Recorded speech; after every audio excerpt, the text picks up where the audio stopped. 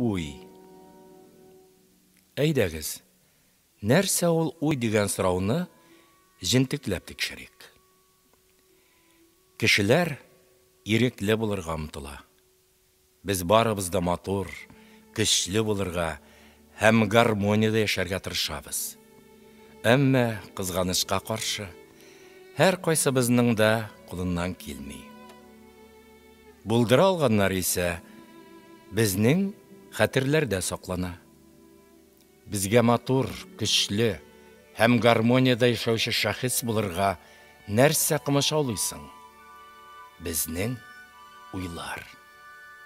Нигездә, безнең эчке аңдагылары. Алар шул дәрәҗәдә яшерен ки, теге яки бу маҗаралы хәлнең нинди уйдан килеп чыгуын вазгыятькә карап кына белеп була. Әнә шулай, яшерен хәлдә алар безнең белән идара итәләр. Беләсегез килсә, без роботлар. Уйларыбыз манипуляциясы астындагы марионетлар. Аның шулай икәне сизелми. Башыбызга килгән теләсә кайсы уй безнең әфәндегә әйләнә ала. Без моны беләбезме соң?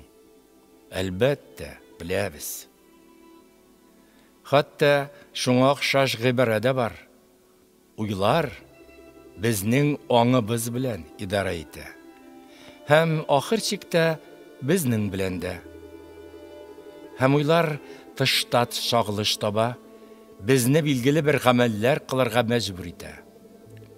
Моны күрергә безгә нәрсә ярдәм итә ала? Без үзебезнең теләкләребезнең куллары дигән гыйбарә. Теләкләребез аша уйларыбызның безнең белән ничек идара итүен җиңел генә күрергә була. Мәсәлән, берәүнең башына бер фикер килде ди. Һәм аның машина сатып алу теләге туды. Бу фикергә кайта-кайта ул аңа көч бирә, теләк кешегәннән кешәя бара. Ниһаять, ул шушы теләк белән генә яши башлый. Шушы минуттан алып безнең тормыш уй теләккә буйсына башлый. Без шушы теләккә ярашлы итеп уйлый, тоемлый һәм яши башлыйбыз. Бу исәпсез, хисапсыз мисалларның берсе генә әле. Без һәр даим нәрсәгәдер ирешергә, алырга, идара итәргә телибез. Шулай итеп, сорау. Без теләкләребезнең хуҗасымы? Әллә алар безне үзләренә буйсындырып, билгеле бер мизгелдән башлап, тормышыбызны үзләренә йоталармы? Күрегез, менә ничек була ул. Көч җыйган уй, ничек итеп безнең белән манипуляциялый башлыйсың? Үзебездә программалаштыру ике төрле юл белән башкарыла. Беренче очракта кагыйдә буларак, безнең бу җирдә яшәргә тырышу тормышыбыз белән бәйле, көтелмәгән хәл. Мәсәлән, подъездга килеп кирдегез дә, анда нәрсәдәндер курыктыгыз ди. Шушы вакыйгага бәйле ишелеп төшкән көчле эмоциялар шул мизгелдә сезнең хәтерегезгә җыелмаслык итеп яздырыла. Һәм икенче тапкыр подъездга кергәндә, сез автомат рәвештә киренкелек сизәсез, курку хисе кичерәсез, һәм шул рәвешле аны көчәйтәсез. Икенче очракта бер уйның яки хиснең күп тапкырлар кабатлануы. Без белепме, әллә ихтиярсызданмы, даими рәвештә нәрсә турындадыр сөйләшәбез. Мәсәлән, дуслар белән очрашканда без бәяләр турында сөйләшә башлыйбыз. Яшәү авырлашты, акча җитми дип зарланабыз. Мондый ләштиз сатуларда ешрак катнашкан сайын сезнең уй формаларыгыз көч туплый бара. Тормыш авыр, акча җитми, хөкүмәт булдыксыз һәм башкалар. Шуннан соң бу фикерләр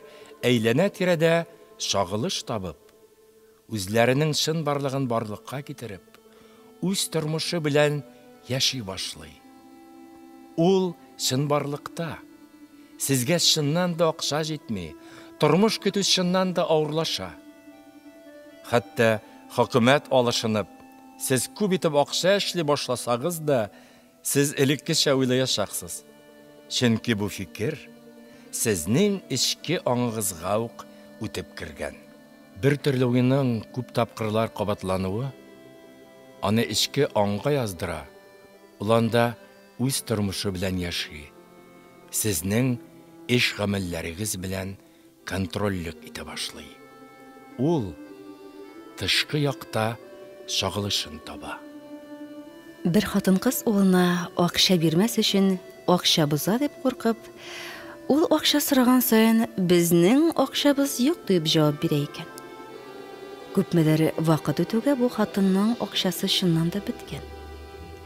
Уй формулары белән эшләү тәҗрибәсе булганлыктан ул булай дип җавап бирми башлаган һәм уен үзгәрткән. Акча янә барлыкка килгән. Уйларның гаять кызыклы бер үзенчәлеге бар. Безнең аңыбызда яки эчке аңыбызда урын алган хәлдә, алар безнең бер өлешебез буларак дөньяны аңлы һәм кабул итүебезне тулайым рәвештә билгелиләр.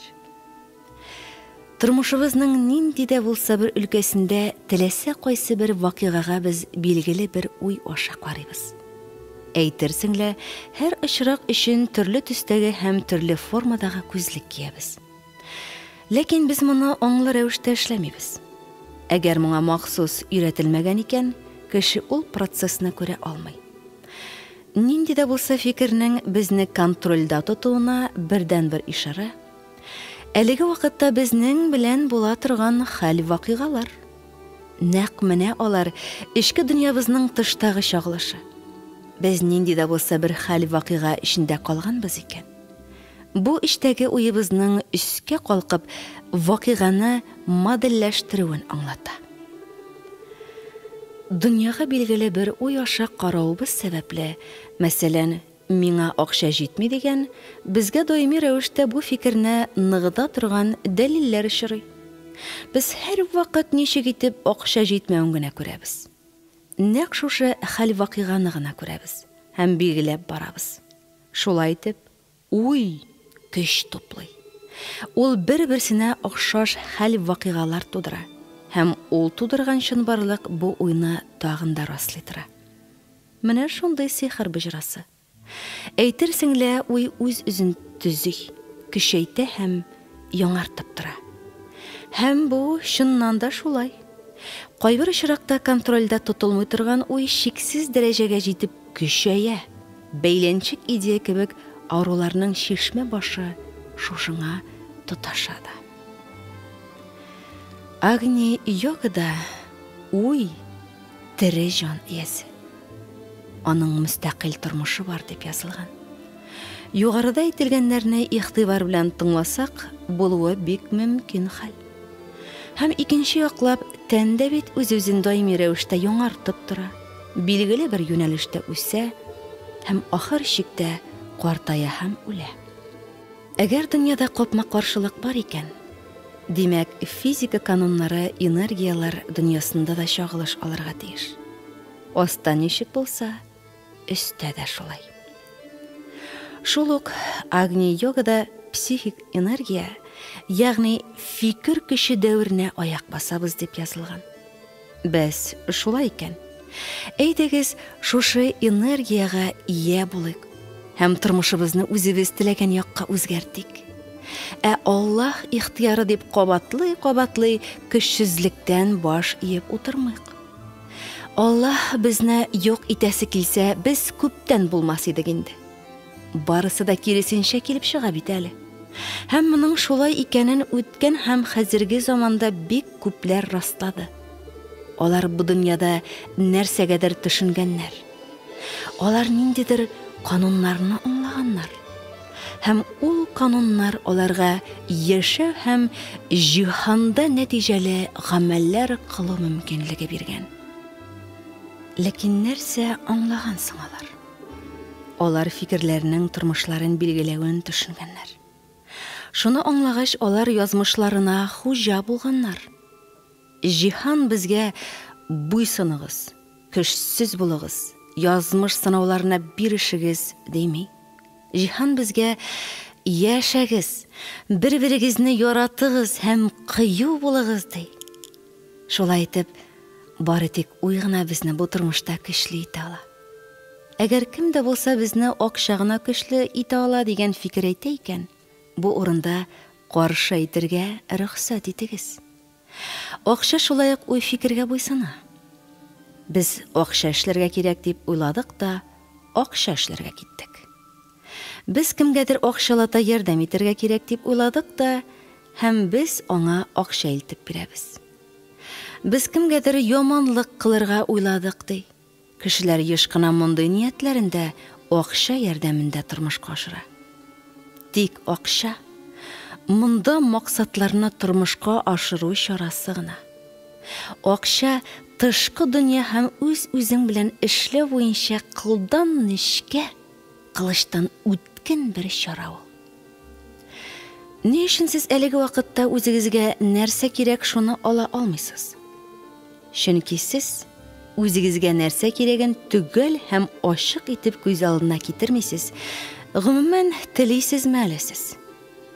Ачык итеп күз яллана торган уй урынына сезнең күңелегездә ниндидер болот сыман бер нәрсә адашып йөри.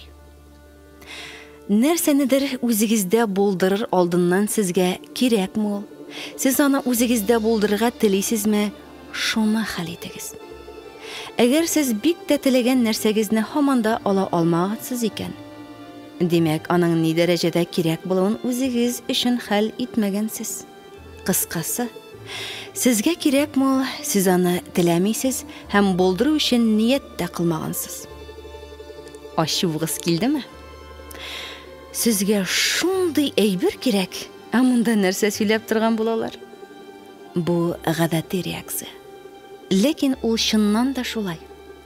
Әгәр сез хәзер үк үзегезнең ичке дөньягызда казына башлап, шушы теләгегезне һәм ниятегезне анализлап карасагыз, кайдадыр хәрәмләшүегезне күрерсез. Менә шул хәрәм тишегеннән теләгән әйбергезне алу өчен кирәк булган энергия агып бетеп бара инде. Бер вакыт мине уй белән эшләү һәм акчаның уйга ни дәрәҗәдә бәйле булуы турында лекция укыган идем. Лекция вакытында бер ханым үзенең аерым фатирда яшисе килүен әйтте. Коммуналь фатирда яшәп туйдым дип сырланды. Мин аңа: "Сез үзегез үк моңа аяк чаласыз бит" дидем. Шунда аннан балачагында нинди шартларда яшәвен сорадым. Ул коммуналь фатирда дип җавап бирде. Проблеманың төене шунда ук шишелде. Әгәр ул кечкенәдән үк коммуналь фатирда яшәп өйрәнгән һәм андагы шартларны кеше яшәр өчен начар түгел дип саный икән, бу фикер аны җибәрми дигән сүз. Шушы уй аның ичке аңына жуелмаслык итеп яздырылган. Кешенең яшәү рәвеше шундый була дигән калып формулашкан һәм шушы калып аңа фикерен үзгәртергә комачаулый. Бу ханым икенче төрле яшәп булуын чын-чынлап аңласа гына яңа фатирга күчәчәк. Шулай итеп, нәрсә дә булса алу өчен беренче адым булып сезнең карар кылуыгыз, теләк һәм ният тора. Алга таба сез нәкъ менә нәрсә теләүегезне ачыкларга тиеш. Түбәндәге мисал сезгә бу фикерне аңларга ярдәм итәр. Бер ханым кияүгә чыгар өчен үзенә ир-егет табарга була. Игътибар итсәгез, ул үзенә нәрсә кирәген төгәл билгеләде. Беренче итеп ул 30 яшьтән узган буйдаклар өчен үткәрелә торган кичәләргә йөрергә уйлады. Максатка ирешү өчен карар, теләк һәм ният кенә җитми, көч тә куярга кирәк. Озакламый ул кичәләрдә берәүне дә таба алмаячагын аңлады. Шул вакытта ул үзеннән үзе аңлатып булмый торган хәл вакыйгаларга юлыга башлады. Урамнан барганда ир-егетләр танышырга теләк белдерәләр. Алай гына да түгел, өй телефонына танышулар бүлегендә номерыгыз язылган дип шылтырата башладылар. Игътибар итсәгез, үзенә иптәш табу теләгән нинди көчле булган аны. Барысы да гадәттәгечә тамамланды. Булачак тормыш иптәше үзе эшли торган предприятиедан иде. Һәм алар бер-берсе белән күптән таныш иде инде. Уйлар белән эш итү алмазны кырлауга тиң ул. Үзегезгә шуннан да кирәкле нәрсәгә ия булу өчен сез уегызның һәр ягын кырларга тиеш. Сез үзегез теләмәгән кием сатып алганыгыз хәтерлисезме? Әйтик, күлмәк, чулбар, кофта булсын ди. Андый хәл еш була ул. Механизмы булайрак аның. Тәүдә сезнең берәр яңа кием алу теләге туды. Танышларыгыз арасында берәрсе сезгә кирәкле ул киемнең кайда сатылуын әйтә. Ләкин барып күргәч, аның сез теләгәнчә үк түгеллеген аңлыйсыз. Шулай да башканы таба алмам дип сатып аласыз һәм алып кайтып шкафка алып куясыз да бер дә кимисез. Сез башта бу кием турындагы уегызны кырламадыгыз. Үзегезгә кирәкле киемнең нинди булырга тиешлеген төгәл итеп күз алдына китермәдегез.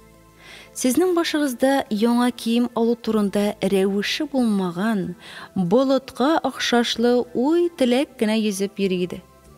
Сезнең аны шкафка яшереп куюгыз исә тискәре эмоциялардан качу ул.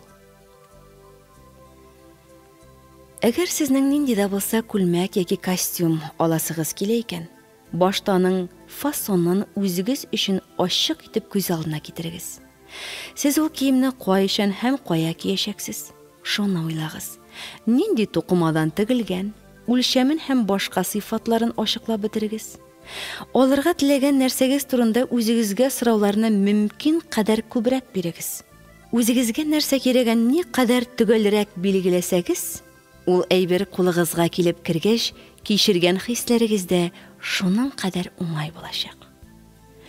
Шушы принцип теләсә кайсы матди әйбергә яки кешеләр арасындагы мөнәсәбәтләр кебек матди булмаган нәрсәләргә дә кагыла. Кабатлап әйтәм. Әгәр без теләгән нәрсә безгә һаман да ия булмаганбыз икән, димәк, яки без аны теләмибез, яки ия булырга тырышмыйбыз, яисә инде үзебезгә нәрсә кирәген түгел белмибез. Бер ират диван сатып алырга кирәк дип уйлаган. Диван аңа кунаклар килгәндә кунып калырга уйласа, йоклатыр өчен урын булсын өчен кирәк икән. Ул диваны урнаштырачак урынын алдан билгеләгән, хәтта онытмас өчен сызып та куйган. Икенче көнне диярлек аның өстәмә акча эшләү мөмкинлеге килеп чыккан, һәм ул акча нәкъ ул теләгән диванны сатып алырга җитә икән. Диванны китерүчеләр аннан сорап та тормыйча, ул билгеләгән урынга урнаштырганнар, хәтта сызган сызыгына кадәр туры килгән. Уй ул бу дөньяның асылын тәшкил итә торган көч. Ул безнең кармада булып тора. Уйлар белән бик сак эш итәргә кирәк. Һәм бер уйдан икенче уйга күчә белергә өйрәнергә кирәк. Югыйсә, башка кирәкмәс уйлар бик тиз үрмәли башлый. Карма төшенчәсенең мәгънәсе дә шуннан гыйбарәт. Уй фикер бар икән, аның эчке аңда булуы яки хәтердә торуы мөһим түгел. Димәк, гамәл дә бар дигән сүз. Гамәл бар икән, димәк, ул гамәлләрнең нәтиҗәсе, җимеше дә бар. Нәтиҗә бар икән, димәк, безнең аларга реакциябыз бар. Һәм шулай шиксез дәвам итә ала. Без уй фикерләребезне үзгәртеп, кармабызны да үзгәртә алабыз. Карманы өзеп ташлап була. Бу китапта без ничек итеп бер төрле уйны икенчегә алыштыру турында сөйләшербез. Мине кешеләр белән эшләгәндә, теге яки бу куркуны яисә проблеманы кешенең ни рәвешле үзенә алуы, проблеманың башында кем тору кызыксындырмый. Гәрчә, кайчак тамырларга кадәр казып төшү кызык табыла. Буш урында гына бер нәрсә дә барлыкка килмәүе көн кебек ачык. Теләсә кайсы вакыйганың сәбәбе бар.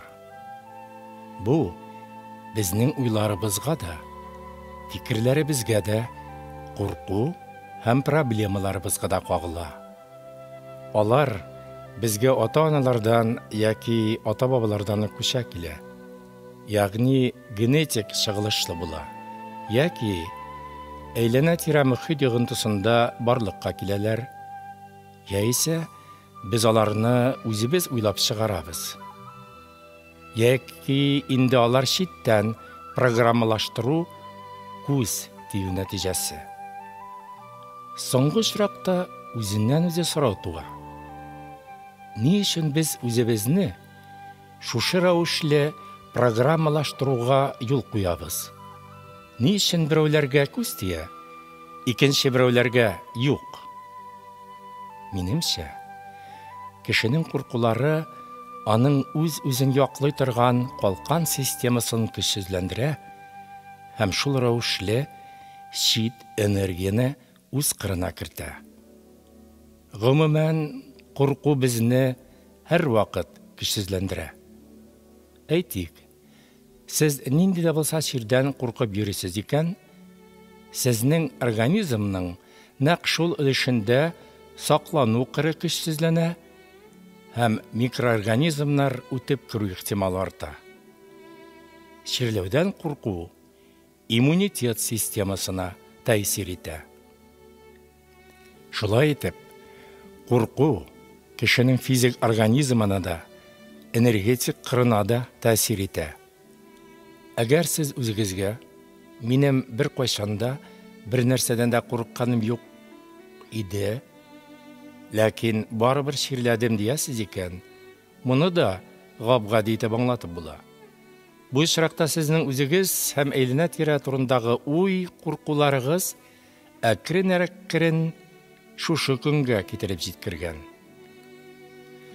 Ахыр чиктә, нәкъ менә уй үзенең хәл вакыйгасын китереп чыгара һәм без аны хәл итәргә өйрәнергә тиеш.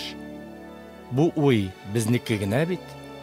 Нинди дә булса хәл вакыйга рәвешендә без ала торган сабак безне көчлерәк һәм тагын да акыллырак итә. Минем сезгә сораум бар. Сез кайсы юлны сайлыйсыз? Төрле хәл вакыйгаларны үзегез хәл итәргә өйрәнергә телисезме? Әллә һәр вакыт тылсымлы таяк эзлисезме?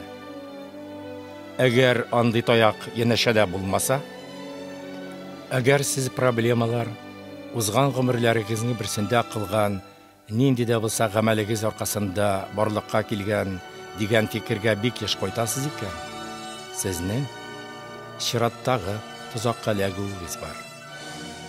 Адәм баласына узган гомерләрен исендә тоту насыйп итмәгән. Нәтиҗәдә, әлеге уйны көчәйтә барып, сез проблема каршында үзегезне тагын да көчсез итеп тоярга мөмкинсез. Минем карашка, узган гомерләр мәсьәләсе күпчелек очракта адәм баласының проблемасын тоныкландыра, калиядән чыгара. Проблеманы хәл итүгә таба ясалган адымнарына икеләнү, шикләнү төсмере бирә. Бу тормыш шулай корылган ки, сез теләсә кайсы проблеманы хәл итә аласыз. Аларның тамырлары кая барып тоташа, кемнән башлана, анысы мөһим түгел. Башлагыз, ә ярдәм үзеннән үзе киләчәк. Безнең белән була торган хәл вакыйгалар без үтәргә тиешле сабаклар ул. Әгәр без аны хәл итү өчен җитәрлек дәрәҗәдә көч куймаганбыз икән, ул сабак безнең тормыштан бер кая да китмәячәк, дәвам итәчәк. Ләкин сабак алу белән шунда ук ярдәм киләчәк һәм проблема хәл ителәчәк.